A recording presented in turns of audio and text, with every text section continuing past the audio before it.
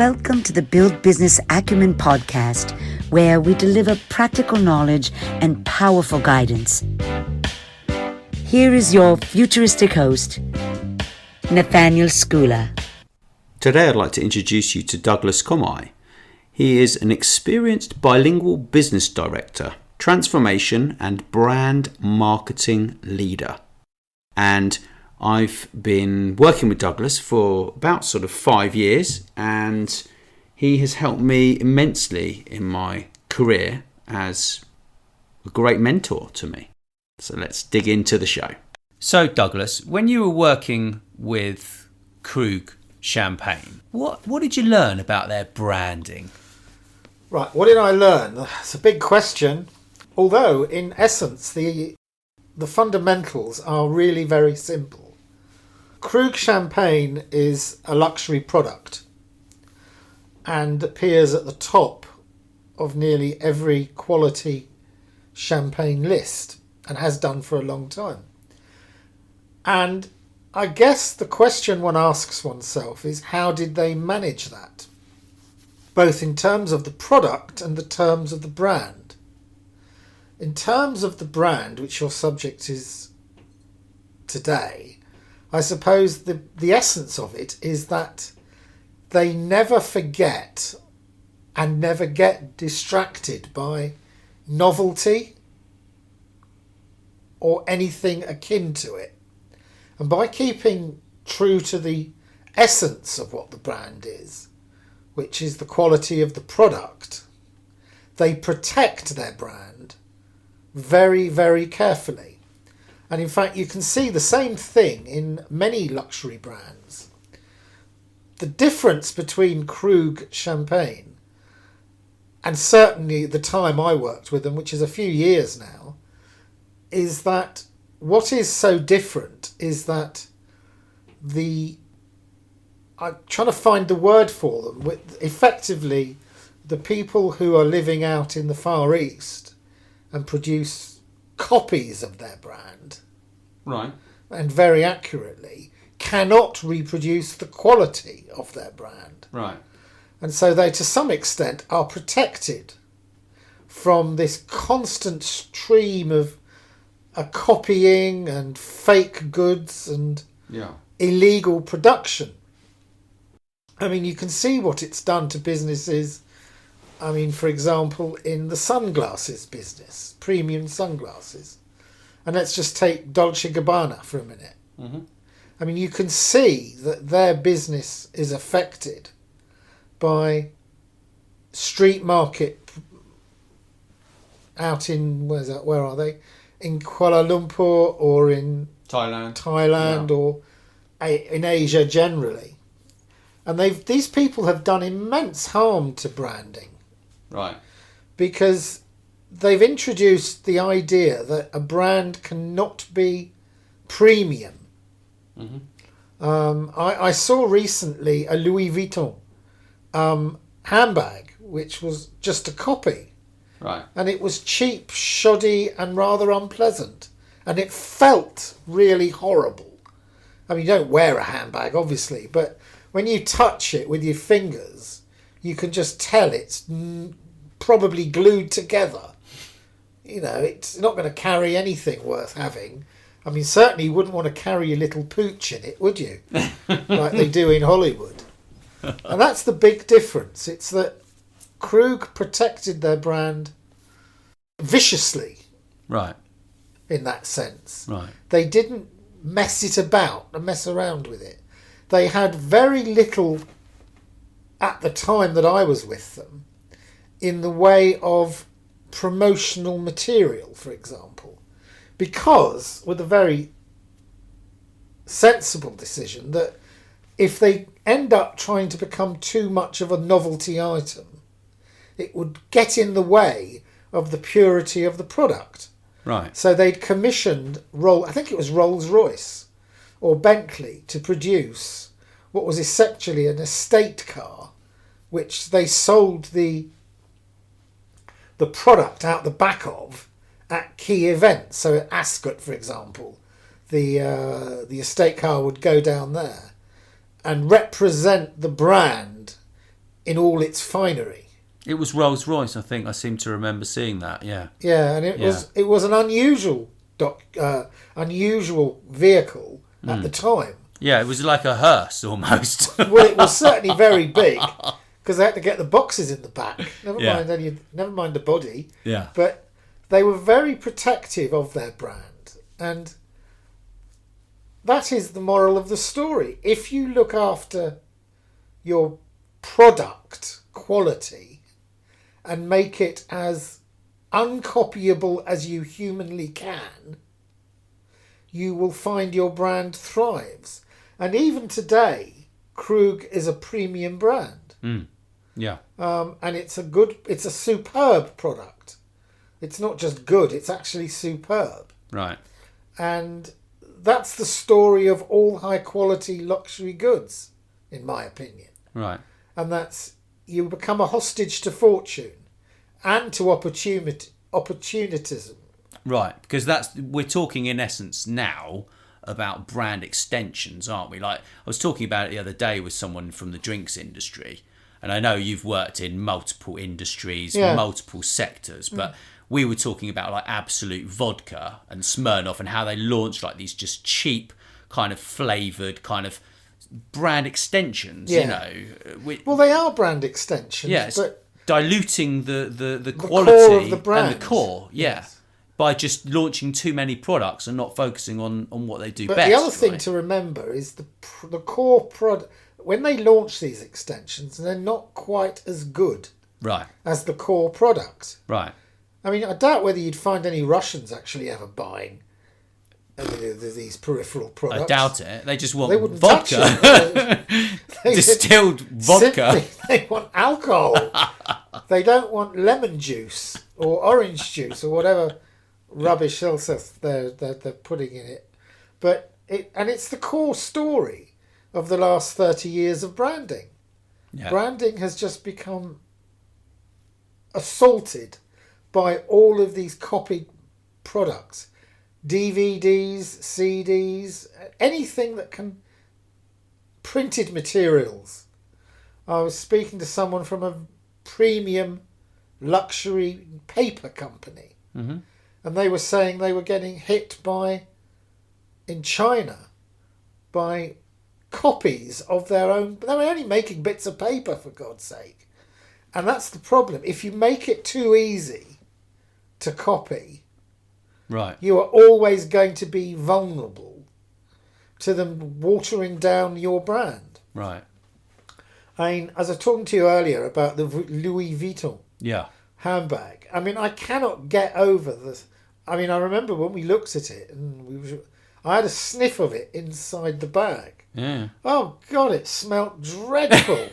I mean, you could not believe that was going to be charged at a so-called premium product. Right. It smelt of absolutely horrible, stuffy, cheap material, cheap glue, nasty little fake rivets. Right. Or buttons, in the fabric. It was just, it was utterly revolting. I mean, I didn't touch it for very long because I didn't like it. But I know somebody else who did, and some of the ink came off on their hands. Now, what does that say? What does that do for Louis Vuitton? Well, does it not make their brand more widely known and actually people realise that it's better? Well, it may well make their brand widely known, but the problem is what for? Well, it's a good point. It depends on if people actually think that's a real Louis Vuitton or a fake. If you want a glass of champagne at your wedding, do you want just some sparkling something or other? Right. In which case, that's why God created Prosecco. Yes. If you want to have a tip-top vintage champagne with a name and a heritage and a history that is worth having, of which you can be proud that you're serving, you'll have Krug, right, for example. Right. And they did that incredibly well, I always thought. They sold in a very limited area of London, yeah, around a certain area in town, which was fairly discreet. Right. But they did it very, very well. What was important in their eyes, was that they didn't water down the essence of what being Krug meant. And it was a family-owned company at the time. I think it still is. You may need to check that. I'll have a little look while you're talking. Okay. I remember talking to the owners, and they were fiercely proud of their heritage and the however many years they'd been running the business. And I will admit that I did actually buy a case of Krug a few years ago, and it was quite delightful. Just having a little look here. Okay. Yeah, it's owned now by Moet Hennessy, Louis Vuitton. There you go. Yeah, interestingly enough, to tie that in. Yes. That's very interesting. I didn't know that, actually. And they also include, so it includes Moet Chandon, Veuve Clicquot, Chateau Yquem, and Renard as well, which is interesting. How interesting. Renard. Yeah. Well, Renard is a very nice champagne. It is nice, yeah. The Renard Rosé is particularly good. But I wasn't aware that they all been bought up by Louis Vuitton. No, I didn't know that either. Very interesting.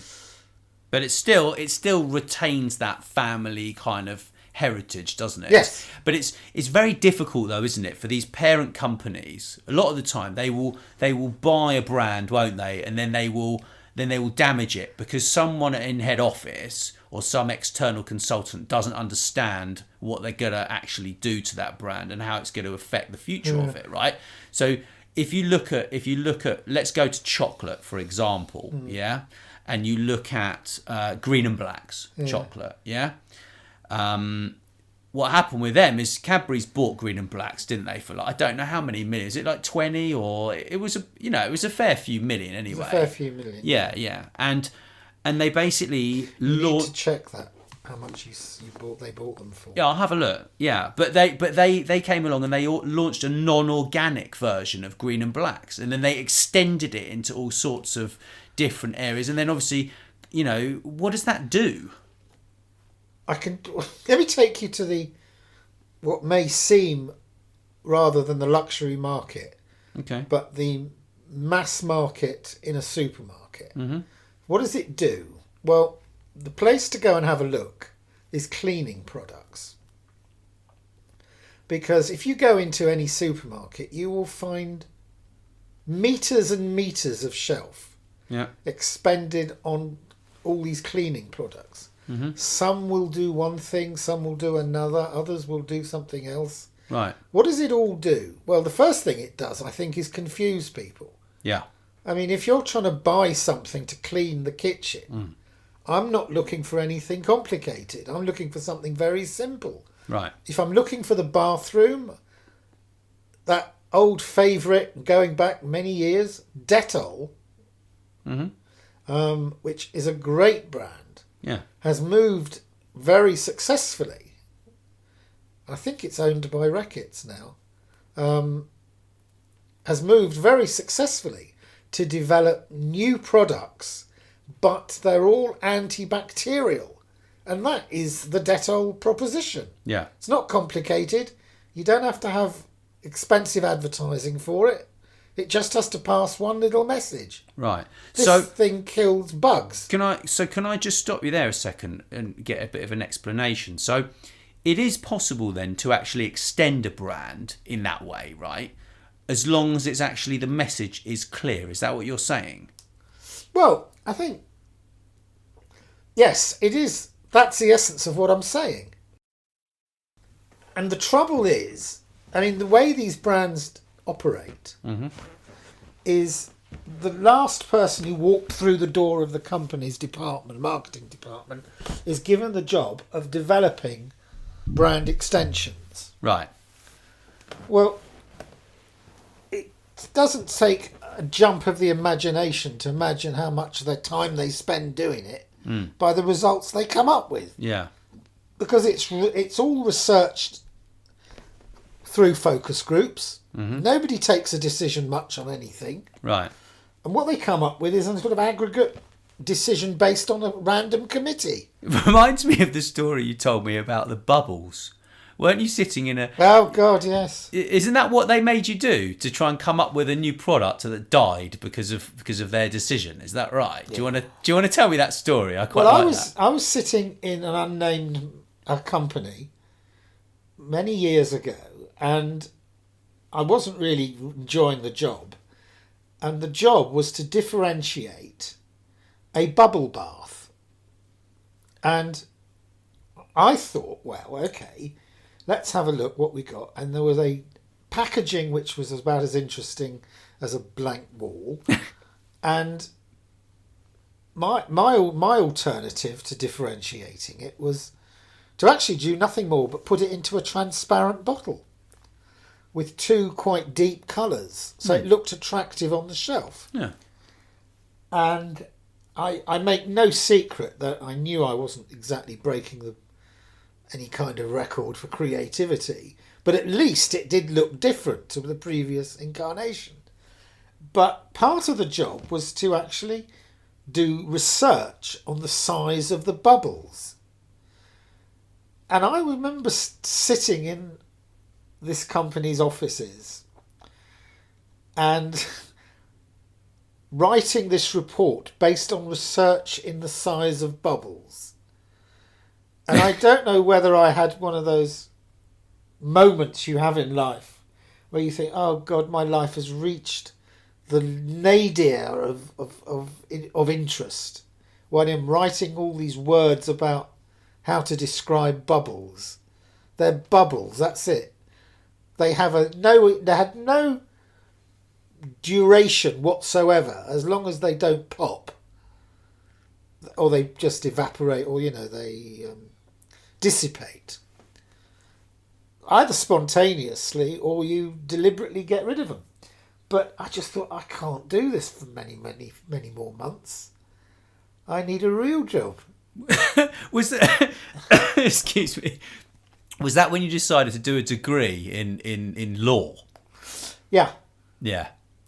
It was just like, right, that's a light bulb moment. You want to change something and just progress into... Well, I just thought it was wasting my life writing about bubbles. Yeah, it's ridiculous. It's ridiculous. I mean, there are people who write reports on more ridiculous things than that. Yeah, but people would enjoy it, though, wouldn't they? And if you're not enjoying... Sadly so, and that says more about them than I could possibly Well, say. there are people who enjoy all sorts of things.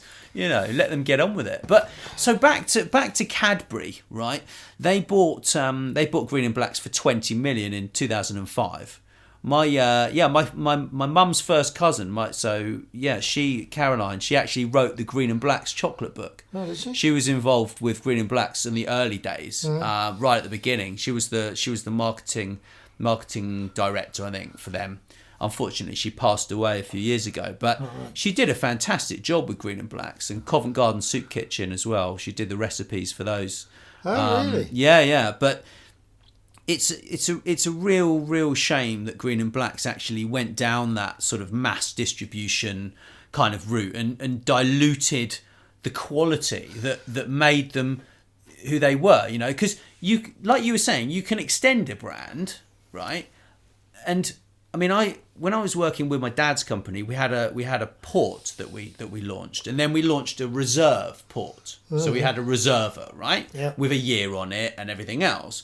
And it's been proven that if you have two products, one is a cheaper version that sells more. Would you agree with that in terms of branding, or not? Does that? I think it really depends on. I just think it depends on the quality of the product. Right. I mean, it's only a personal taste, but what I find surprising about Green and Black, who've done nothing wrong really, I mean, they've built a very successful business. Yeah. Is that they didn't focus on two things. The breadth of range of their products. Right. Because they sell lots of different types of chocolate. Yeah. And they sell them in little packaging boxes. Mm-hmm. And it's quite well done. Yeah. But they didn't take one of those, which is what I would have done, and tried to create a secondary brand. Right. And I always thought that was missing a trick. Now, maybe they've researched it and nobody particularly liked any of them outstandingly, but it doesn't matter. I think they probably would have found something in the end. So what do you mean then exactly when you're talking about? So you think they should have picked one of the particular varieties of chocolate, like one style, and then done One what? flavour. And then done what with it exactly? Well, I think they could have relaunched it in bigger bars. Right. With the main core brand. Right. And I was always thinking that when I tried Green and Blacks, that there were two particular chocolates, chocolate flavours or variants. Which one of them was the orange, which sort of picked up on the chocolate orange ball that Terry's had. Right. And which did quite well in the UK. Mm-hmm. I don't know if it still does. I don't. Oh, they do. Yeah, they do have. They do have an. So what they've done. They've actually put that into some sort of funny packaging. I found it here. It's an advert from Waitrose, and they've launched it in some sort of velvet fruit, dark chocolate with a real fruit centre, and it has no. Let me see. Yeah, it has no organic reference. It does say. Does it say ethical? It used to be very ethical, Green and Blacks. It was supporting, small independent growers, I believe, and from Belize is what they started out as. That's what my cousin was so passionate about in the beginning, But then they grow into the mass market, don't they? And they want to just grow sales, Yeah. Yeah. So what would you do if you kind of went straight into a brand and they wanted to perhaps like launch a new product or a new service? What would you do? Give them a day off. Give them a day off. Stay at home. Go fishing. It'll be more profitable.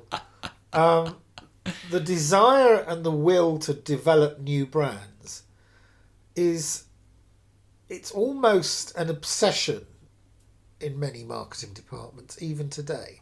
And you can see them being advertised on the TV. They got brand extensions into their website, into an online offering.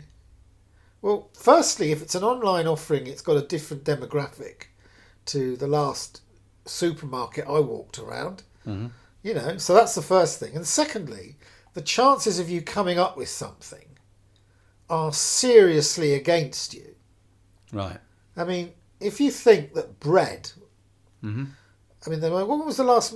I mean, Warburton's is a particularly successful brand. Very, yeah. And they've done that very well. They have, actually, yeah. They launched a premium range, haven't they? Well, yeah, they've not just got a premium range, they've got secondary products, which are now doing quite well. Got distribution for it. Right. But, it's difficult coming up with stuff like this. Yeah.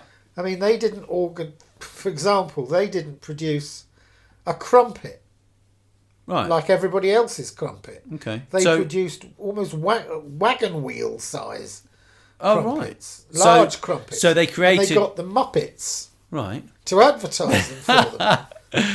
So to everyone who's listening around the world, a crumpet is a kind of round sort of... I don't know what it is in... What is it in America? I'm not sure they have crumpets. Let me have a look. I'm going to look up what a crumpet is. A crumpet is a baked kind of... I'm not that fast on my crumpet is what? Talk amongst yourselves while he has a think. Yeah, I'm just having a little think here. It's a thick, flat, savoury snack with a soft, porous texture made from a yeast mixture cooked on a griddle and eaten toasted and buttered. Well, that sounds rather interesting. Informal British. So this is a bit of British slang for everyone out in the rest of the world. A crumpet is apparently a bit of crumpet. It's a woman regarded as an object of sexual desire. So there we are. But anyhow, back to the brand extensions. Hey, it's in the dictionary, right? Yes, it is in the dictionary. Bit of British slang there, Douglas. Yes, thank you so much. Feel so edified. So, what else do you think have been... I mean, I was talking to the chap from... he actually grew the Patron tequila brand the other day, and I did an interview with him. Yeah, just released it. I think episode 23 or something. Yeah. And he was saying that, exactly what you're saying, basically, is just to do what you do best. Because Patron, they actually invested in a whiskey, in a what was it? It was a vodka, ultra premium vodka or something. I forget what it was called. It was like ultra vodka or some naff name, and they tried to market that with Patron. So they were like, right, we're going to launch this premium vodka. We're going to use the same distribution, and we're going to market it next to Patron. And people just got confused. So that they would do, wouldn't they? So if the story really fits, so it's the story then. It's actually fitting the quality of the product with the story, right? And making a decision, like holding your hand out. It's not sticking your finger out the window and licking it and saying, well, we're going to launch a product. It's about doing that research, right? And seeing if there's sort of a gap in the market for what you're talking about, and then if it fits in with your existing range, right? I mean, that's the most difficult part of it, isn't it? Absolutely. But you've got to produce something as a brand extension that is good common sense. A few years ago, a good example of this is Caterpillar. Caterpillar introduced a range of clothing. Mm-hmm. Now, what does Caterpillar stand for, really, to the average punter? Boots now. Well, it's boots, exactly. Yeah. But at the time, it was what? It was a JCB, big building equipment. Yeah. Road building equipment. Yeah. And within that brand, it was implied that the brand was hard wearing, that it was rugged. Yep. So it made perfect sense to them to launch a range of clothing that was hard wearing and rugged and brand it Caterpillar. Right. Which they did, and it worked very successfully. I mean, they didn't, thank God, introduce a range of perfumes. Caterpillar perfume. Because that would have been grabbing too much out of the ether. Right. The trouble I find is with extensions is the ones that work are the ones that you remember because they make fundamental sense.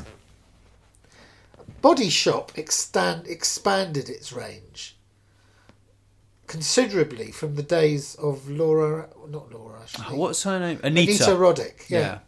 And ultimately, I mean, of course, she died, I think, in the early 90s. Yeah, she did. She visited my dad at the winery, I think. They had a conversation. They were part of the same sort of business networking group down in Worthing, I think. Oh, yeah. Okay, yeah. Right. But every extension made sense because it underwrote the essence of their brand. Right. Which at the time was, we don't experiment on animals. Yeah. And we don't exploit indigenous people. Mm-hmm. And we don't try and pollute the environment or whatever it is. Right. And we care about the seas, so we don't want, so on lots of plastic nowadays is the latest one. Mm-hmm. But it has to have a ground, it has to be born out of common sense and reality, not some fantasist environmental issue. Right. I mean, people aren't stupid. Right. You can put up an extension and it's not difficult to come up with ideas. No. But successful ones are really tough because you've got to buy into people's belief in what the brand is doing. And that really is the fundamentals of it. So what are your favourite kind of brands in the world that you think people can learn from? Wow. I mean, that's a big question, really. I think, they can learn from, at the moment we're going through, the growth of the digital brand into almost a super brand, super brands. And they're differentiating themselves and creating spin-offs from themselves in all kinds of ways. But they are doing so, in my opinion, to the risk of upsetting far too many consumers. Okay. The way Google and Amazon and people like that, Facebook behave, is constant media fodder. Right. And unless they take real notice on this issue of teenagers and suicides, they are going to find they will be affected far more than they actually think they will be. Really? Because, I'm convinced of it, because they are all hiding behind algorithms. And all algorithms is a little formula that they have created, which allows them to identify respondents to the online offer. So what sort of effect do you think teenage suicide, right?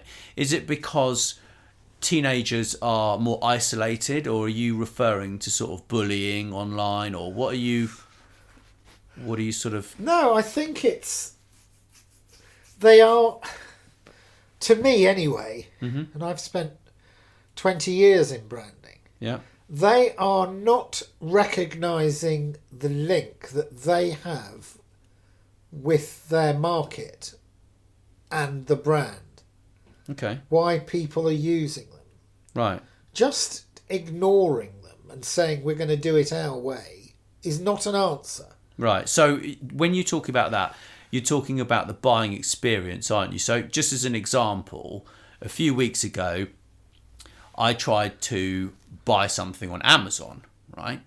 So I tried to log into Amazon, okay? It wouldn't let me log in, okay? Yeah. So then... Really? Yeah, it wouldn't, because I hadn't logged in for ages. I hadn't bought anything on Amazon like for a year or something. Okay. So it wouldn't let me log in. They deleted you? They basically just blocked me from going into their system, yeah? So then it took me like forever to get into Amazon, okay? I had some guy call me up. I was exhausted. I'd just spent an hour and a half. I bought a new bicycle.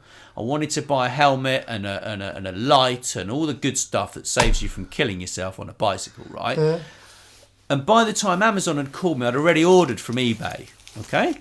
All right, which took me an hour and a half. I was absolutely exhausted. Should have employed someone to order it for me, right? It's exhausting, this stuff, yeah? Yeah, they locked me out as well. Right, but the thing is that process just makes you want to switch to someone else.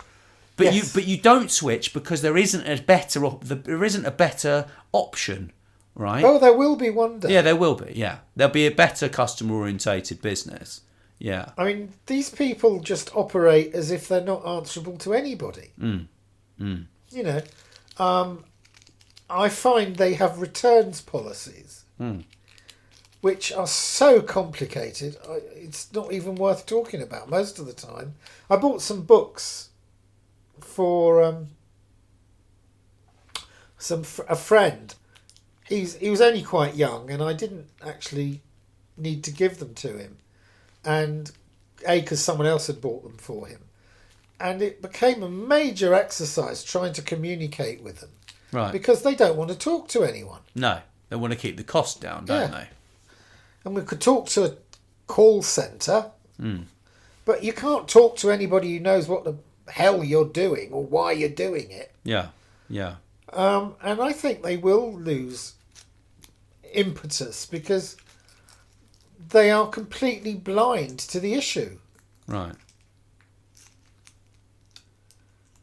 So in terms of sort of teenage suicide and this kind of stuff, are we really talking about like the brand not being responsible? Is that what we're really getting to? That's what ultimately they're doing. Yeah. So really, that comes down to the actual values that sit behind that brand and the mission. I want people to have access to the best information. That's why I launched this expert series of podcasts, so I can interview people like you, right? Yeah.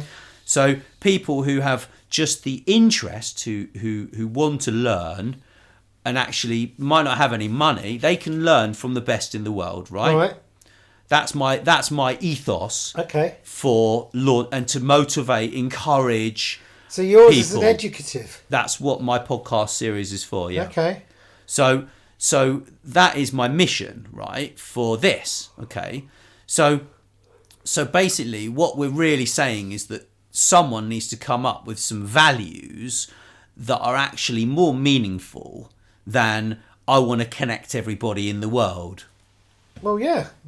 Because, and more empathetic and compassionate is what we're in essence talking around, right? Yeah, and values that, rather than just sort of statements of intent, are statements that they can deliver on in practice. There's no point telling everybody you want to connect with everybody in the world if you're promptly ignoring large sectors of your universe that are in deep trouble, right, or not feeling well, or ill, or dying, or right, whatever it is. It doesn't actually matter. And when you start saying, for example, you can't delete Facebook profiles, that's quite difficult, because you're basically saying people whose relatives have deceased are up in Facebook even though they're no longer alive. And they came up with a solution, which was they were going to memorialise. I mean, I don't understand what they're going to do with it, but it's obviously not for anybody's benefit other than their own. Well, I think now it looks like you can actually delete that now. But thing is, they know how addictive their platforms are. And in essence, we're kind of talking a bit about that as well, really, because what it's doing is it's encouraging people to just have virtual relationships, spend their time looking at the screen, which I'm doing, is I'm checking some facts out, but it's actually causing a lack of real, face-to-face communication, which is in essence damaging the underpinning of the human nature of actually having a proper conversation. Like, we're sitting here, I'm in your front room, and we're having a conversation, right? Okay, but a lot of these people, I mean, they actually pretend to have a life that they're not living. So they will take pictures of their running shoes, for example, and then take their running shoes off and sit down and go back to bed because they're in clinical depression because someone's bullying them or they're unhappy in their lives and stuff like this. Yeah. And I think that technology does have a way of helping those people to make them more aware of it. But the problem is the algorithms are so inherently addictive. They target people to make them addicted, don't they, to this sort of stuff? I'm very lucky because I don't know. I don't know what these algorithms are designed to do, but I know that what they do is pretty harmful. Yeah. And they're only in the interests of the company. Yeah. They're only about dollars and cents. And in the end, you find if you're backing a business supporting a brand that is only about dollars and cents, you will start to hit a very bumpy road when it goes wrong, because it will go wrong. All it needs is one little pothole in the road. Yeah. And you will hit it, and then everything will go wrong. Yeah. Well, there's publicity at the moment. Facebook the other week was saying that they've got however many billion users, and actually they said that half of them are fake, apparently. That's what I read. Is it? Yeah. But I think, so in essence, what we're talking about is getting buy-in from people, so that no matter where your product is seen or what platform you're communicating on, because they may die, these platforms, people are still going to Well, remember MySpace you. did. Yeah. But people are going to still remember you based upon your ethics and your value system. Very much so. Yeah. Very much so. Yeah. Because otherwise they don't feel valuable, do they? They feel I mean, like you're not. They're not really. They're just a commodity. Like I think there's a very good anecdote in this story that you recounted about what had happened to Amazon, where you couldn't log in. Right. I mean, did they delete your login details? They then called me. It was awful. They called me, and I was absolutely exhausted. Yeah, you've made that point. But they called me, and this guy was very good at telesales, and he persuaded me to stay on the phone while they reset my password. Yeah. Oh, right. And I said, look, just send me an email, and I'll reset it. They sent me an email, and it didn't work. And they didn't give a monkey's. If they'd actually cared, and called me afterwards, and said, did that work? Are you in enough? Can you do it? But then it took them 3 days to actually work out that I had not logged on, right? I tried to reset it again 3 times, and then it finally worked eventually after someone in their tech department, right, had obviously looked at it. And it just reminds me of the BlackBerry days when BlackBerry really fell on its face after BlackBerry App World crashed because some bright spark in tech made everyone reset their passwords and no one could reset their passwords. So you got locked out of BlackBerry App World. You weren't happy about it. So what have I got now? I've got an iPhone. It's simple. You vote with your feet, don't you? Because you don't feel valued. But you see, that's the thing. When you start just randomly going through your database and deleting large chunks of it, and people don't know you've done that, they find out by accident. Yeah. I had a period where I didn't really use Hotmail for a while. Yeah. And I'd been using it for quite a while, about 10 or 12 years. And it had all gone. Everything I'd got on Hotmail just deleted. Yeah. And you couldn't get on. I mean, they did it to Skype did it. Right. Which I suppose was Microsoft. Yeah. Same thing. Same Hotmail. thing, you know. Yeah. Same account, because they merged the two together, I mean, now they're talking about merging all these apps together. The messenger apps, aren't they? Are they? Yeah, today. Really? In the papers, yeah. It's got to a state where you actually have to study, I would say, 2 hours a day now to keep up with whatever's going on. Perhaps 1 hour if you're very intelligent, but trying to keep up with the way things are going. I think we've reached a rate of moving forwards at such a quick rate that... But the fundamental point is this. Mm-hmm. We may be going quickly, but one thing you can be sure of, the last person who actually knows is the user. Mm. And nobody wastes their time telling them or thinking that they matter.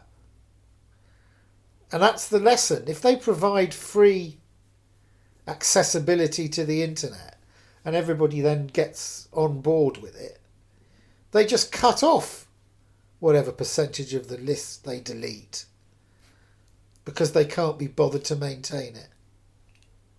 And there's a big story there because it really causes a lot of disappointment and frustration. Yeah. I mean, I think that goes back to the whole values and how your brand makes people feel, right? Yeah. Because you want people to buy into, like this microphone I've got here, right? It's a Blue Yeti microphone, yeah? They've been bought by Logitech, okay? Oh, yeah. It doesn't matter to me. I've got a Logitech video camera for my laptop, right? And I adore this product, yeah? It's the way that it feels, right?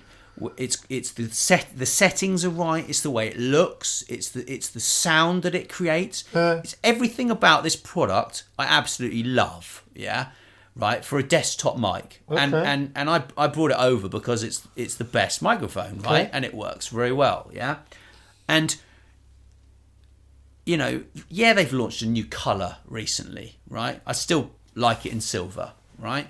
Okay. But this brand gives me a good warm feeling inside, okay? And I've had it for a few years. It's been all over the place. I've interviewed all sorts of people using this microphone face to face. I even went to the gardening club in London, interviewed Mike Tobin on this OBE with this, right? Sat there. Did you interview him or his OBE? Well, we were in the smoking room, and we did. It was funny because it was so noisy, and I adjusted the settings on here, which just gave us like the setting we've got here, just in case your wife comes home and like says, "What on earth are you doing?" You know, we might sort of hear her, but you know, in essence, the people in the smoking room, it dulled out their noise. You get the point I'm trying to make, yeah? So I will buy another Blue Yeti microphone. Right. It might not be blue, yeah? Okay. But I just love the product. But you're not going to buy it for its colour, are you? No, I'm going to buy it because I love everything about it. Right. Everything. Yeah. It's performance. Performance, yeah. Yeah. And so when you talk about performance, right, you're talking about deliverables, aren't you? Right? Performance. Always. Delivering what you say you're going to deliver. Yep. Yeah. Yeah. A premium champagne. Yeah. Or anything else. Yeah. You know, it doesn't matter what you're talking about. Your brand is dependent on the performance differentiators. What it does differently to all the others. How it makes the consumer or the user feel. You know, it's really very, very, very basic and fundamental to what we're talking about. It's basic, but overlooked entirely. Well, it's completely forgotten, I think, and that's the problem with these large online businesses. Well, some, yeah. I mean, certainly with Apple, I love Apple, yeah. But what I don't like is the fact that I have to pay them every month for storage. That annoys me because I really want to be able to take my photos, yeah, off the iCloud, Yeah. okay, and put them on a hard drive, which I own, which I don't have to pay anyone for. But it annoys me that I haven't been able to do that easily.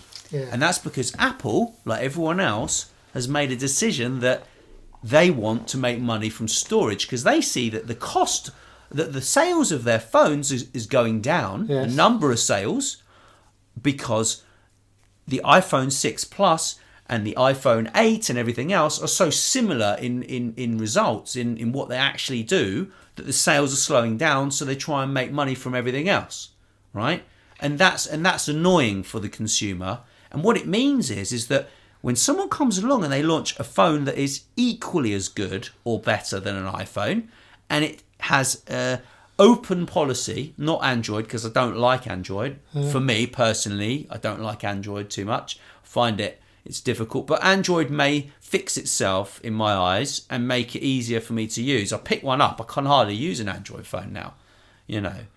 But there needs to be more people understanding these things, you know, in management and also consumers as well, really. I think that's absolutely fine. Yes, I think that's true. Yes. I couldn't improve it. Yeah. It's a very interesting subject, you know, and as part of what you've sort of done in the past, 20 years, 25 years of your career. It's you know, a small part of everything that you do and have done, because I know you've been involved with big business development and worked at Pepsi and, you know, lots of these huge companies, and you've helped people as well, right, with their personal brands. You know, I'm quite impressed though that you did this degree in law when you were actually working full time as well. How on earth did you do that, Douglas? Well, some pretty nifty footwork in managing a job and the studying. Yeah. When I was at bar school, and some good mates. Right. They helped as well. Mainly small things, like when I was in central London, one of the girls used to go and stand outside in the parking space when knowing I was coming. Oh, wow. So when I arrived, there was a parking space to pull into. Right. That's what helped. Things like that. Yeah. It's important to have help from your friends, you know, very much so. So, yeah, so when you worked on these brands, what was the most exciting kind of project that you've been involved with? Well, that would be a very complicated project on Pepsi, right, which I initiated because Pepsi was concerned at the distribution levels and consumption levels in Denmark, okay, which is a very regulated market. And we created a initiative with teenagers who are desperately difficult demographic to appeal to. And we did a deal with the cinema groups in Denmark so they could get free tickets. And we combined that with a deal with a magazine in Denmark called Chili. Huh. And we used the Chili angle as a way of distributing samples. Quite a few of them, actually, many thousands of samples of Pepsi or Diet Pepsi or whatever it was at the time. And that went over the summer. Right. And it was absolute hell to organise because there were so many people involved in it. Yeah. But, you know, with a diligent advertising agency, we had Leo Burnett, Denmark, Copenhagen. Right. We were able to create this initiative with Pepsi Cola. And that really was quite exciting because no one had ever done that. Right. And the reason no one had ever done it was because they have such strict laws in Denmark protecting consumer interests. Oh, really? We literally went through the little rule book with a fine-tooth comb, point by point, to see if we could get away with sampling, to see what we could get away with in terms of exposure to advertising. And it was quite technically complicated. But it was very successful. The bottler was very pleased. Never seen anything like it, to be honest. But there you go. So it went really, really well. Yeah. Yeah. And I think that was one of the most exciting things I did in my career. Yeah. That sounds like fun, actually. Yeah. I mean, I've heard so many sort of interesting stories from some of the things that you've done. Find it quite inspiring, actually. What I find so interesting about the online world and the offline world, and how you get communities in both. And sometimes, if you're active, you get communities in both, right? If you're active online as well as offline. And I just find that so interesting how you can sort of merge the two together.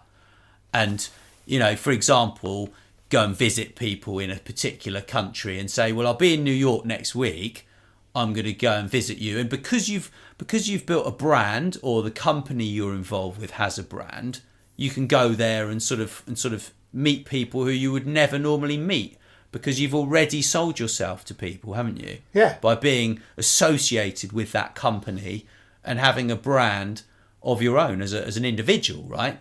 Because I know you've written a book on personal branding recently. Yep. You're in the process of sort of writing another book, aren't you, in the next year or two? Yeah, hope to. Yeah, which is quite interesting. It's more sort of business focused, isn't it, this next one? Yeah, the next one will be more business focused. With a bit of a law kind of focus to that as well, or possibly, yes. Well, thank you, Douglas. It's been really enjoyable. I've learnt a lot as usual, and I will let you know when this is live. Thank you. Thanks a lot, Nat. Thanks so much for listening. Please subscribe, and wherever you prefer, share with your friends. And if you enjoyed the show, drop us a review on iTunes or wherever you listen.